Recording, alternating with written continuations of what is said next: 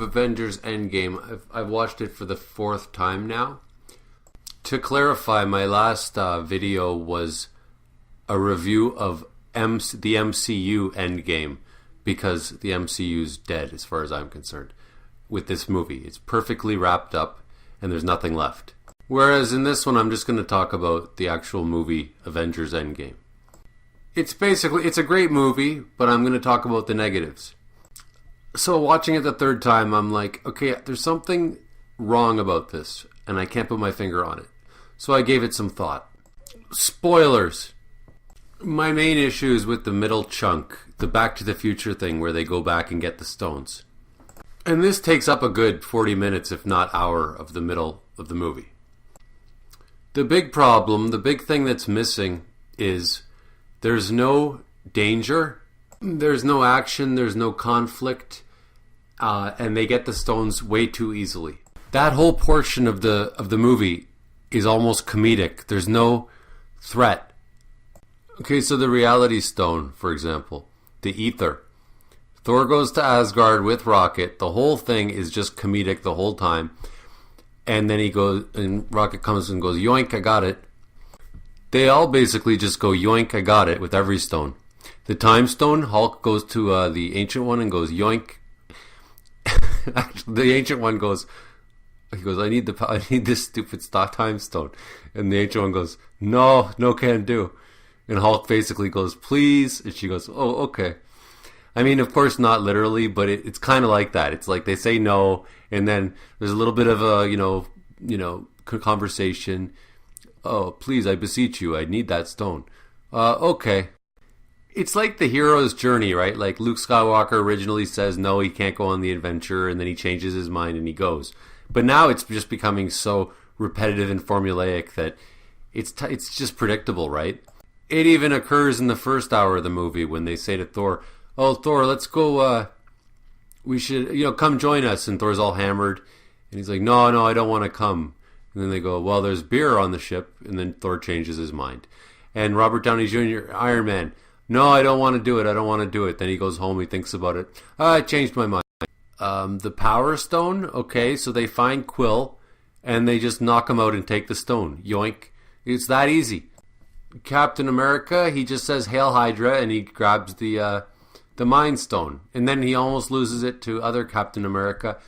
And then he says, and then he just, taps him with the Mind Stone and gets it really easily.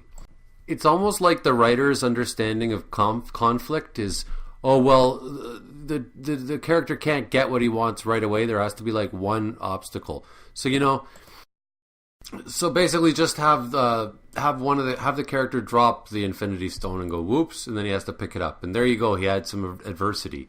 And that's almost literally what happened with the Tesseract when they were fighting over it with Robert Redford. Yeah, they basically, the time stone falls in the briefcase, goes across the room. It's almost like when they're writing the screenplay, they're like, okay, insert adversity here. And then they just insert some adversity. I don't know what happens. Do they drop it? Okay, do they drop the stone? Or somebody steals the stone, and then they have to chase them and grab the stone again. Contrast that with Infinity War, where every single stone that Thanos got came at a huge dramatic cost. There was also people were dying over it and stuff. This one, the Avengers just grab each stone one by one, easy as 1, 2, 3. Another problem would be that the ending of Infinity War was so over the top, dramatic, and bleak that any attempt at undoing it would sort of come off as a Indian gift. I mean, even killing one character and then having them come back, even that seems like kind of a robbery, like a lie, like cheap writing. If you're going to kill a character, you don't bring them back. And Marvel's been doing that sort of thing for too long. Not just killing a character, but so and so loses his eye and then he gets his eye back. Every time somebody loses something, they get it back, and they make it look hopeless. But then voila. Thor loses his hammer, gets a new hammer. Captain America must have lost his shield 1,000,000 times by now.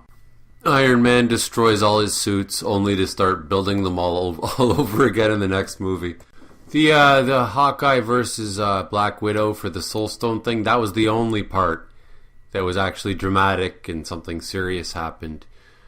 But even then there was no action. There's basically no action for an hour and a half of the movie. If not more, probably 2 hours. And pretty much 2 hours of comedy. Just comedy. It felt more like Guardians of the Galaxy for 2 hours. Again, contrast that with Infinity War, where there were incredible action scenes throughout the whole thing. Even when it was comedic, it was still like amazing action. And with the action, momentum. It felt like the momentum was growing in Infinity War. It became more... Thanos' acquiring of the stones added... it was a constant sort of momentum because, oh no, now he's got 2, now he's got 3, oh, that's even worse. Now he's got 4, oh, that's even worse. Whereas this is like opposite. They got 2, okay, things are even easier. They got 3, it's even easier. Oh, now we're really doing great.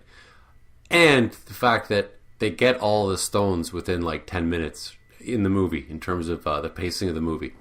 The Russo brothers and the writers of this movie also made Captain America Winter Soldier and Civil War and Avengers 1.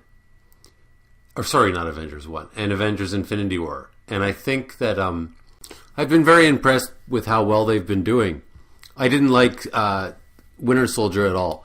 But Civil War and Infinity War, it's pretty incredible. So as a wannabe writer, I sort of study their writing techniques to see if how they do it and how good their techniques are. And I think a lot of their techniques are cheap. Mainly the writers, not the Russo brothers, because the Russo brothers are just directors, just mere directors. Yeah, they have some cheap gimmicks, and I think it is going to play itself out. I don't think this is going to last too long. They're not going to be like the greatest writers of all time or anything.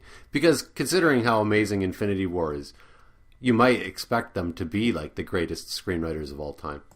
Which reminds me of something a friend once told me about the movie Crash. Written by, I forget his name. I think his name's Paul Haggis or something like that.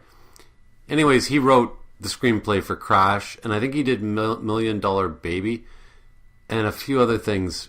And what my friend said about it was the way this movie's written, because of course it won an Oscar, right? And then nobody ever cared about it ever again because I thought it was shit. But my friend goes, the movie knows how to pull at your heartstrings. Like, it's really good at doing that. But there's actually nothing there if you look closely.